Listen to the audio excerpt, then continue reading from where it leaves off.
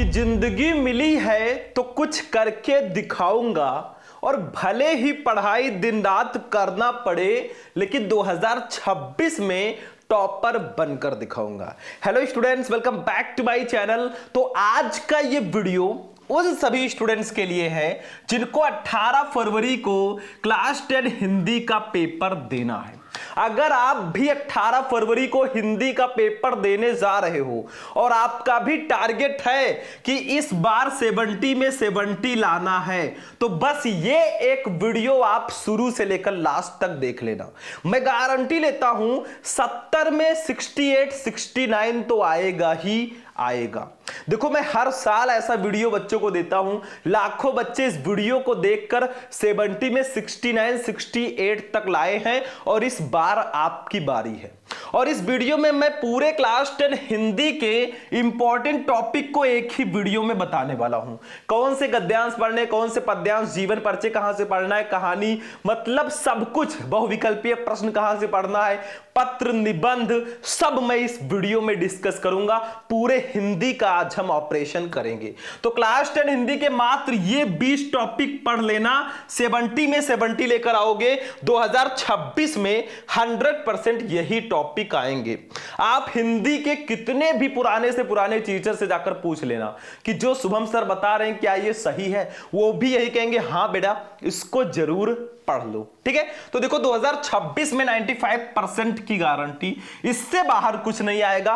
पूरा हिंदी सिर्फ एक वीडियो में, सिर्फ ये 20 टॉपिक पढ़ने हैं, बाकी कुछ नहीं।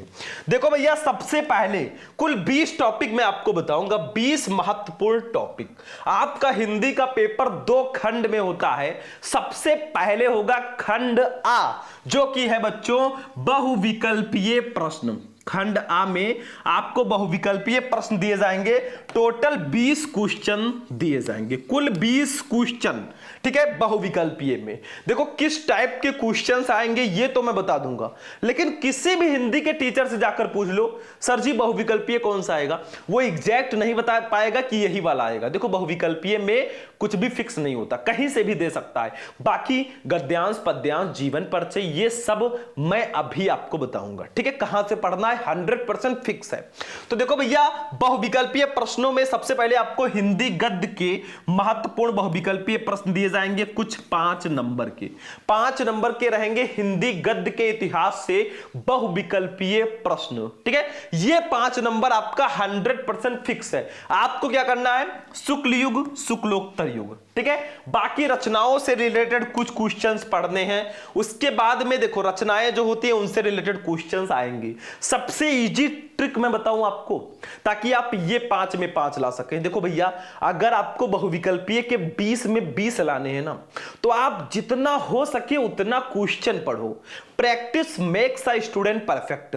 प्रैक्टिस ही एक स्टूडेंट को परफेक्ट बनाती है। तो आपको क्या करना है, देखो आप लगभग डेली 50-50 क्वेश्चन अगर पढ़ते हो, डेली 50 क्वेश्चन पढ़ लो, तो 3-4 दिन में आपका 20 नंबर फिक्स है।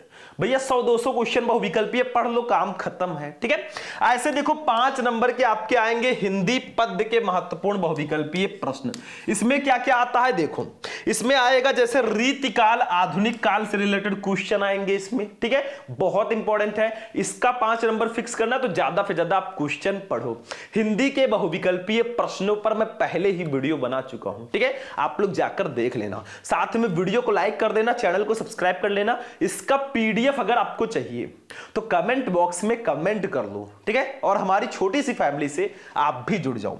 इसके बाद में देखो भैया, रस, छंद, अलंकार से रिलेटेड 3 नंबर के क्वेश्चन आएंगे। देखो रस से 1 नंबर का क्वेश्चन आएगा। देखो रस में हास्य रस एवं करुण रस पढ़ लो, 1 नंबर का क्वेश्चन इससे बहुविकल्पीय में आता है। उसके बाद में छंद में आप पढ़ लो सोल्ठा और रोला, 1 नंबर का इससे आएगा। अलंकार में उपमा, रूपक एवं उत्प्रेक्षा पढ़ लो, 1 नंबर का इससे आएगा। यानी कि 3 नंबर के आपके आएंगे रस, छंद, अलंकार से रिलेटेड बहुविकल्पीय प्रश्न। ठीक है, इसको आप लोग पढ़ लेना, बाकी मैं आगे आगे आपको पढ़ाता रहूंगा, टेंशन मत लेना। उसके बाद में उपसर्ग, जैसे आ, अन, अधि, अप, अनु, उप, सह, निर, अभि, परि, शु आदि, इन सब उपसर्ग से रिलेटेड क्वेश्चन आते हैं 1 नंबर के। ठीक है, तो आपको उपसर्ग पढ़ लेना है। समास में देख लो, दिग्, द्वंद्व, कर्मधारय, बहुव्रीहि, तो समास से रिलेटेड भी एक नंबर का क्वेश्चन आएगा, उसके बाद में तत्सम तद्भव एवं पर्यायवाची से रिलेटेड भी एक नंबर का क्वेश्चन आएगा। तो इन सबसे एक एक नंबर के क्वेश्चंस आते हैं। देखो ऑब्जेक्टिव क्वेश्चन में कोई मंत्र आपको नहीं पढ़ना है भैया, ऑब्जेक्टिव क्वेश्चंस इजी होते हैं मेरे हिसाब से, और अभी मैं आपको सारी चीजें बताऊंगा, उसका टेंशन मत लेना। आगे आगे जो मैं बताऊंगा वो समझना। पांचवा देखो, संस्कृत व्याकरण सर्वनाम से एक नंबर के क्वेश्चन आएंगे, वाच्य स्वरूप एक नंबर का क्वेश्चन, वाच्य प्रयोग एक नंबर का क्वेश्चन, और ये पद परिचय विकारी और अविकारी शब्द एक नंबर के ये भी आएंगे। तो ये सब तो एक एक नंबर वाले क्वेश्चन थे, इसको आप कर सकते हो भाई। खंड आ में जितने बहुविकल्पीय प्रश्न पढ़ोगे उतनी जल्दी आपका नंबर कंप्लीट होगा। लेकिन लेकिन लेकिन खंड बा वर्णनात्मक भैया पूरे 50 नंबर का आता है। इसमें मैं आपको बताऊंगा 100% फिक्स टॉपिक भी मैं आपको दूंगा, जिसको पढ़कर आप बहुत आसानी से परसेंटेज बना सकते हो, ये ध्यान रखना, ठीक है। देखो सबसे पहले महत्वपूर्ण गद्यांश की बात करें बच्चों तो 5 नंबर का ये आता है। कितने नंबर का? 6 नंबर का आता है गद्यांश जो है बेटा, 6 नंबर का आता है आपके बोर्ड एग्जाम में। तो गद्यांश किस चैप्टर से आएंगे ये मैं बता देता हूं, एग्जैक्ट बताऊंगा, एग्जैक्ट उसी चैप्टर से आएगा। लेकिन ऐसा नहीं है कि बाकी के चैप्टर आप ना पढ़ो। अगर आपको टॉपर बनना है ना, सारे चैप्टर आपको पढ़ने हैं, लेकिन सबसे इंपॉर्टेंट चैप्टर है मित्रता, जो कि रामचंद्र शुक्ल जी ने लिखा है। यह चैप्टर बहुत इंपॉर्टेंट है गद्यांश की दृष्टि से। इस चैप्टर में जितने भी गद्यांश हैं सबको पढ़ लो, बाकी आगे आगे मैं आपको बताता रहूंगा, उसका टेंशन मत लेना। फिर ममता जयशंकर प्रसाद जी का ये भी बहुत इंपॉर्टेंट है भैया। तो इन दोनों चैप्टर के जितने भी गद्यांश हैं सबको पढ़ लो, तो आपका 6 नंबर फिक्स है, ठीक है। अब मैं एक एक करके इन चैप्टर्स के गद्यांश को बताऊंगा, उसके टेंशन आप मत लेना। बस ये याद रखो गद्यांश इन दोनों चैप्टर से जरूर पढ़ने हैं। महत्वपूर्ण पद्यांश भी बेटा 6 नंबर का आएगा। इसमें आपको जैसे कुछ चैप्टर हैं, क्योंकि पद्यांश थोड़ा ज्यादा चैप्टर होता है, तो इसमें आपको पद पढ़ लेना है, इस चैप्टर को पूरा पढ़ लेना है, धनुष भंग पढ़ लेना है, भक्ति नीति और स्वादेश प्रेम। अगर आप इन चारों चैप्टर को पढ़ लेते हो, इन चारों चैप्टर को हिंदी मीनिंग के साथ पढ़ लेते हो ना, आप पहचानना सीख जाते हो, फिर आपका ये 6 नंबर फिक्स है। कोई काट ही नहीं सकता, लिख कर ले लो, ठीक है। तो इन 4 चैप्टर से पद्यांश पढ़ लेना। जीवन परिचय भैया बहुत इंपॉर्टेंट है। बस ये जो नंबर है जीवन परिचय का ना, ये आपका 100% फिक्स होता है। देखो ध्यान से, तो देखो स्टूडेंट, लेखक का जीवन परिचय सबसे पहले आपको दिया जाएगा बच्चों, 5 नंबर का आता है।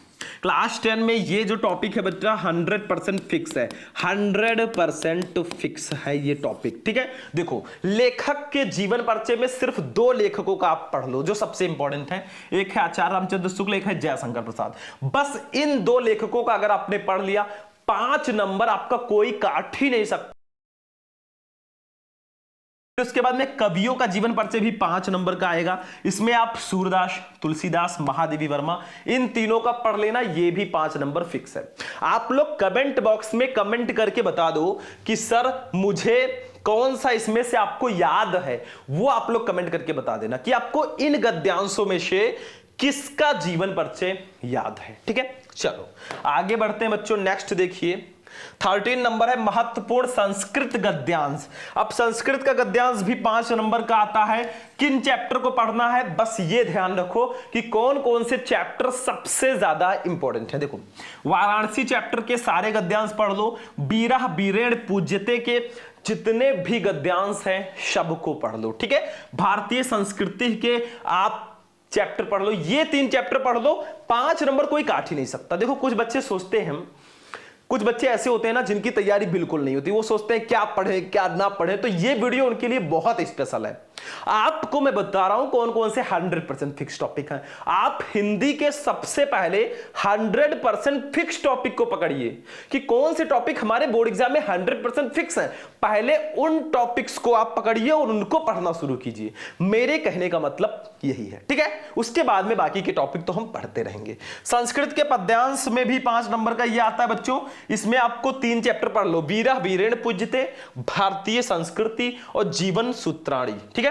बस इन 3 चैप्टर को पढ़ लो, 5 नंबर ये भी 100% फिक्स है, नो डाउट फिक्स, ठीक है।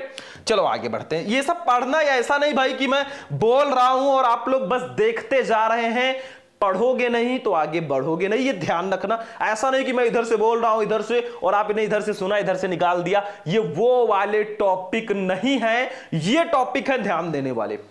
15 नंबर, एक श्लोक आपको लिखना है जो प्रश्न पत्र में ना हो, 2 नंबर का पूरे आएगा। ये बहुत इजी होता है, जो 2 श्लोक स्क्रीन पे आपको दिख रहे हैं ना, बस यही 2 याद कर लो, ये 2 नंबर फिक्स है।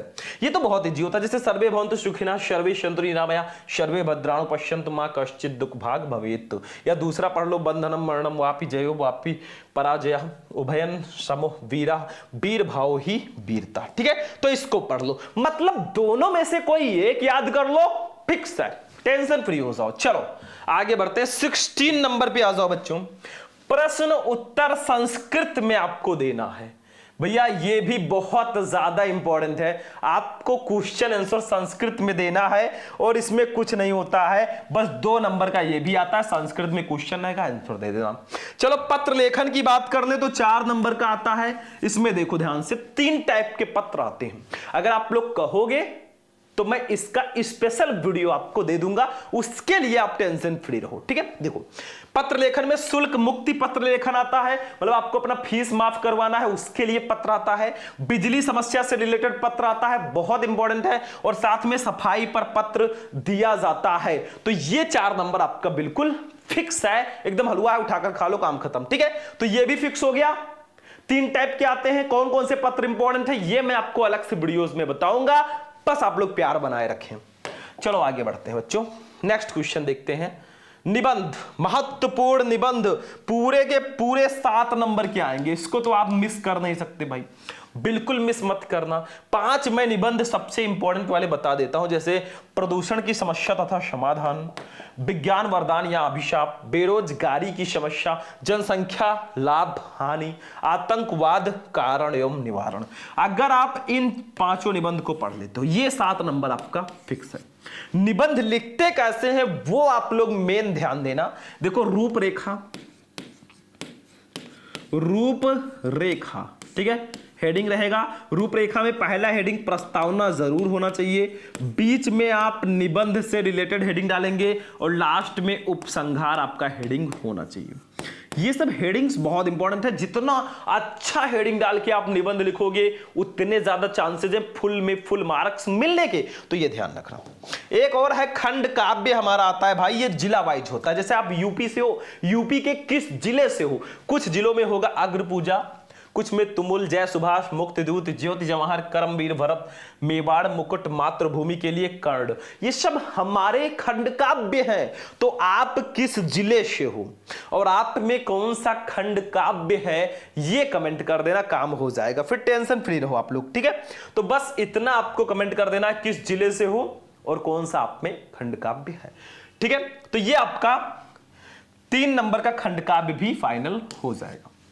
आगे देखिए, बस इतना ही है। ठीक है, तो ये आपका टोटल भैया 19 या 20 टॉपिक, 19 टॉपिक मैंने बता दिए, एक टॉपिक आप खुद से ढूंढो और बस इतना ही आपको पूरे हिंदी में पढ़ना है। हमने पूरे हिंदी का ऑपरेशन किया आज। बहुविकल्पीय कहां से पढ़े, गद्यांश, पद्यांश, जीवन परिचय, संस्कृत गद्यांश, निबंध, पत्र, खंड काव्य, कौन सा पढ़ना है ये सब मैंने बता दिया। तो आज का वीडियो कैसा लगा?